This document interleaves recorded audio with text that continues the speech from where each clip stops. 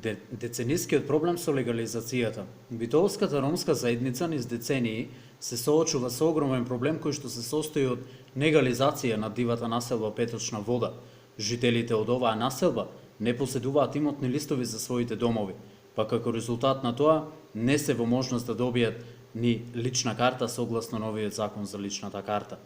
Во повеќе наврати, представници на Битолската ромска заедница упатија прашање до поранешниот градоначалник на општина Битола, но тој немаше слух за овој децениски проблем со легализацијата со изговорот дека конкретнава населба спаѓа во зелен појас на град Битола.